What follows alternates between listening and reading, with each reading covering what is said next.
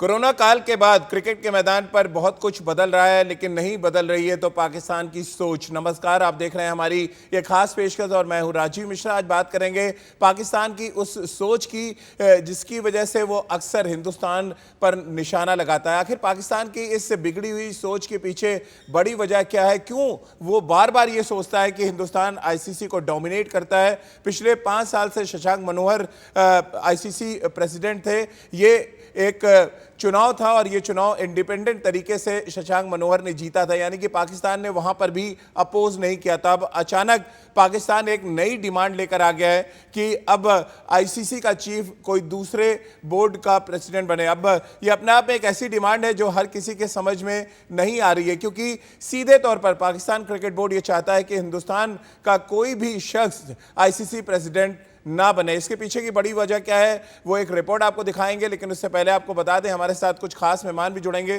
पाकिस्तान से हमारे साथ एक वरिष्ठ पत्रकार होंगे, हमारे साथ रितेंद्र सोडी होंगे और राजकुमार शर्मा जी भी होंगे। इनसे हम चर्चा शुरू करें। 3 बिग से कोई ना बने आईसीसी प्रेसिडेंट, ये सीधा कहना है पीसीबी चेयरमैन एहसान मनी का। और एहसान मनी खुद आईसीसी चीफ रहे हैं 3 साल तक और तब उनको हिंदुस्तान की तरफ से कोई नाराजगी नहीं थी, लेकिन जैसे ही शशांक मनोहर 5 साल तक निर्विरोध आईसीसी के चीफ रहे तो उनको कहीं ना कहीं ये बात खटक रही है कि 2015 से इंग्लैंड, ऑस्ट्रेलिया और भारत के बीच में कोई ऐसी मिली भगत हुई जिसकी वजह से पाकिस्तान क्रिकेट बोर्ड को खासा नुकसान हुआ है। आज हमारे साथ बड़ा पैनल जुड़ा हुआ है, इनसे हम बातचीत करेंगे। हमारे साथ राजकुमार शर्मा जी हैं, रितेंद्र सोडी हैं और हमारे साथ पाकिस्तान से शाहिद भाई जुड़ रहे हैं। राजकुमार जी, पहला सवाल तो मैं आपसे करूंगा कि ये बार बार एक तरीके से सीधे बीसीसीआई को टारगेट करते हैं एहसान मनी, क्या रीजन आप देखते हैं इसके पीछे?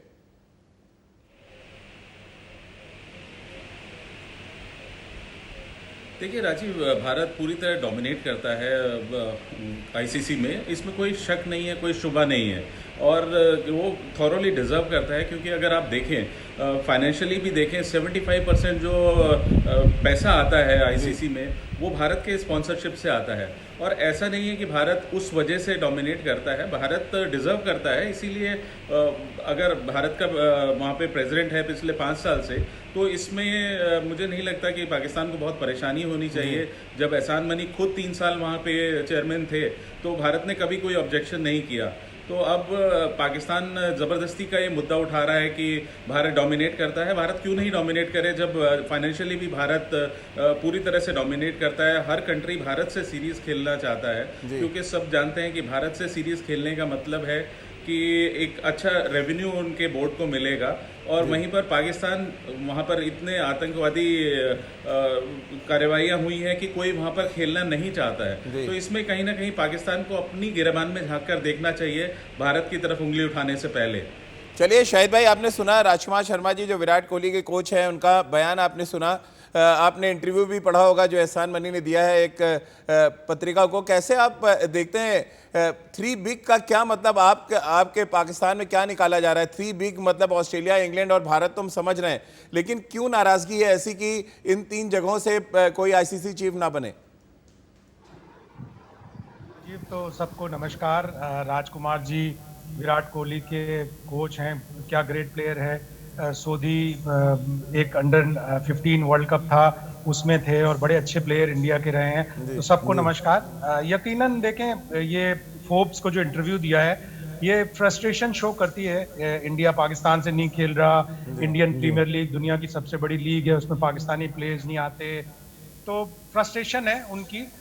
जबकि पिछले जो चेयरमैन रहे शशांक मनोहर, उनका भी ताल्लुक भारत से था। उससे पहले श्रीनिवासन जी जो हैं वो भारत के, वो भी भारत के ही थे, वो भी आईसीसी के चेयरमैन रहे। तो इंडिया की माइट है। पहले इंडिया फाइनेंशियली जो कंट्रीब्यूट करता है 75%, उसकी बेसिस पे था। अब इंडिया की टीम टॉप 3 में है तीनों फॉर्मेट में, तो उनका बनता है। और शशांक मनोहर तो इतने न्यूट्रल थे कि बसा औकात बीसीसीआई को उनसे शिकायत होती थी। तो अगर सौरभ गंगुली आएंगे तो सौरभ गंगुली से वर्ल्ड क्रिकेट को फायदा होगा। मानी साहब को इस तरह की बात नहीं करनी चाहिए थी। जो भी आए जाहिर है वो मेजॉरिटी से आएगा और वो बोर्ड मेंबर्स अगर वोटिंग करेंगे सिंपल मेजॉरिटी से आएगा, 2/3 मेजॉरिटी से आएगा। तो इंडिया का राइट बनता है, उनका क्लेम भी बनता है। वो श- सबसे बड़े कंट्रीब्यूटर हैं फाइनेंशियली, तो इस तरह की बात करनी नहीं चाहिए थी। इससे उनकी फ्रस्ट्रेशन पता शाहिद चल भाई, शाहिद भाई, एक जो सबसे इंपॉर्टेंट फैक्टर ध्यान में आता है कि पाकिस्तान इंग्लैंड गई, आपके पास स्पॉन्सर नहीं था, उसके बाद पीसीएल को आपको आगे बढ़ाना पड़ा।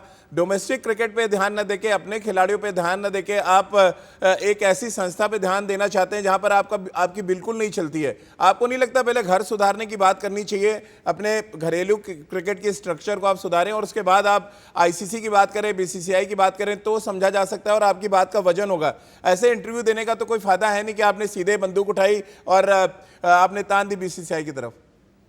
बिल्कुल गलत किया उन्होंने। और वो पाकिस्तानी जर्नलिस्टों को तो इंटरव्यू देते जी, नहीं, वो बाहर जी। की जर्नलिस्टों को इंटरव्यू देते हैं, इसलिए कि उन्होंने पिछले साल एक बड़ा आर्बिट्रेरी और बड़ा अनजस्टिफाइड एक्ट किया था एहसान मानी ने, जब उन्होंने सरफराज अहमद को तीनों फॉर्मेट की ना सिर्फ कप्तानी से हटा दिया था, बल्कि उन्होंने उस प्रेस रिलीज में ये बोल दिया था कि वो तीनों टीमों में भी नहीं होंगे। तो वो बड़ा एक आर्बिट्रेरी, ऐसा कहीं दुनिया में नहीं होता। अगर आप अभी गंगुली न्यूजीलैंड में इतने रन्स नहीं बना सके, एक दो सीरीज में नाकाम हो जाए, तो इसका मतलब ये नहीं है कि गंगुली कोई बहुत बड़ा प्लेयर नहीं है।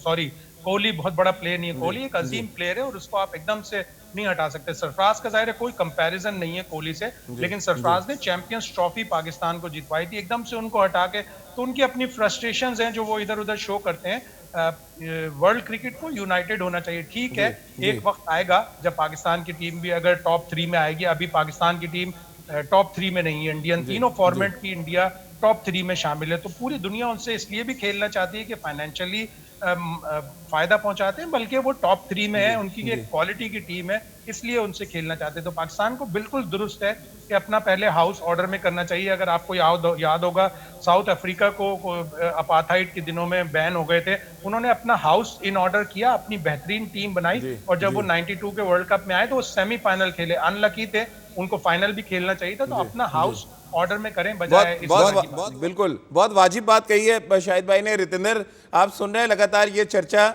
पाकिस्तान की तरफ से, पाकिस्तान क्रिकेट बोर्ड की तरफ से बार बार इनडायरेक्ट वे में, डायरेक्ट वे में बीसीसीआई की तरफ वो उंगली उठा देते हैं। यहाँ तक कि पाकिस्तान के जो क्रिकेटर्स हैं जो हिंदुस्तान की तारीफ करते हैं, उस पर तो आगे बातचीत करेंगे, लेकिन एहसान मनी का ये स्टेटमेंट देना कि 3 बिग से कोई एडमिनिस्ट्रेटर नहीं आना चाहिए आईसीसी चीफ बन के, क्या आप इस बात से सहमत हैं या आपको पहले ये देखना चाहिए कि कौन आईसीसी को सही तरीके से चला सकता है?